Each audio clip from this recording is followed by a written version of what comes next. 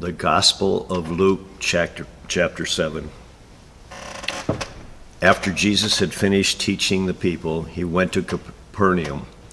In this town, an army officer's servant was sick and about to die.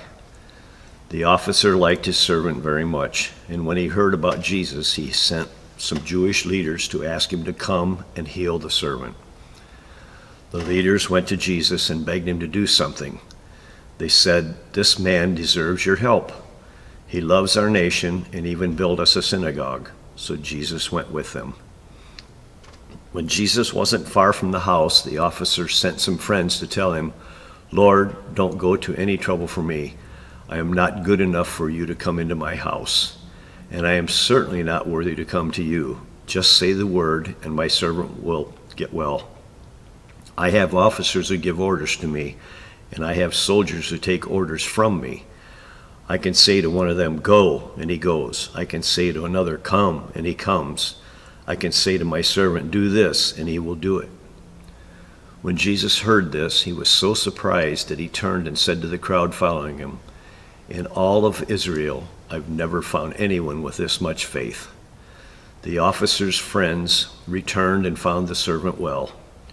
Soon Jesus and his disciples were on their way to the town of Nain, and a big crowd was going along with them. As they came near the gate of the town, they saw people carrying out the body of a widow's only son. Many people from the town were walking along with her. When the Lord saw the woman, he felt sorry for her and said, "Don't cry." Jesus went over and touched the stretcher on which the people were carrying the dead boy. They stopped, and Jesus said, "Young man, get up." The boy sat up and began to speak. Jesus then gave him back to his mother.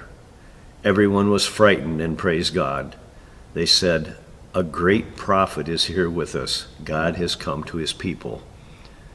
News about Jesus spread all over Judea and everywhere else in that part of the country. John's followers told John everything that was being said about Jesus. So he sent two of them to ask the Lord, "Are you the one we should be looking for, or must we wait for someone else?"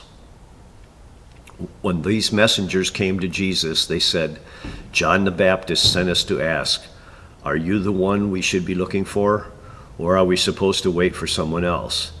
At that time, Jesus was healing many people who were sick or in pain or were troubled by evil spirits, and he was giving sight to a lot of blind people. Jesus said to the messengers sent by John, "Go and tell John what you have seen and heard. Blind people are now able to see. The lame can walk. People who have leprosy are being healed, and the deaf can now hear. The dead are raised to life, and the poor are hearing the good news. God will bless everyone who doesn't reject me because of what I do." After John's messengers had gone, Jesus began speaking to the crowds about John. "What kind of person did you go out to the desert to see? Was he like tall grass blown about by the wind? What kind of man did you really go out to see? Was he someone dressed in fine clothes? People who wear expensive clothes and live in luxury are in the king's palace. What then did you go out to see? Was he a prophet? He certainly was. I tell you that he was more than a prophet. In the scriptures, God calls John his messenger and says, 'I am sending my messenger ahead of you to get things ready for you.' No one ever born on this earth is greater than John, but whoever is least important in God's kingdom is greater than John. Everyone has been listening to John. Even the tax collectors had obeyed God and had done what was right by letting John baptize them. But the Pharisees and the experts in the law of Moses refused to obey God and be baptized by John." Jesus went on to say, "What are you people like? What kind of people are you? You are like children sitting in the market and shouting to each other. 'We played the flute, but you would not dance. We sang a funeral song, but you would not cry.' John the Baptist did not go around eating and drinking, and you said, 'John has a demon in him.' But because the Son of Man goes around eating and drinking, you say, 'Jesus eats and drinks too much. He is even a friend of tax collectors and sinners. Yet wisdom is shown to be right by what its followers do. A Pharisee invited Jesus to have dinner with him.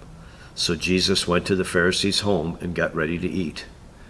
When a sinful woman in that town found out that Jesus was there, she bought an expensive bottle of perfume. Then she came and stood behind Jesus. She cried and started washing his feet with her tears and drying them with her hair. The woman kissed his feet and poured the perfume on them. The Pharisee who had invited Jesus saw this and said to himself, "If this man really were a prophet, he would know what kind of woman is touching him. He would know that she is a sinner." Jesus said to the Pharisee, "Simon, I have something to say to you." "Teacher, what is it?" Simon replied. Jesus told him, 2 people were in debt to a moneylender. One of them owed him 500 silver coins, and the other owed him 50. Since neither of them could pay him back, the moneylender said that they didn't have to pay him anything. Which one of them will be like him more? Simon answered, "I suppose it would be the one who owed more and didn't have to pay it back." "You are right," Jesus said. He turned toward the woman and said to Simon, "Have you noticed this woman? When I came into your home, you didn't give me any water so I could wash my feet, but she has washed my feet with her tears and dried them with her hair.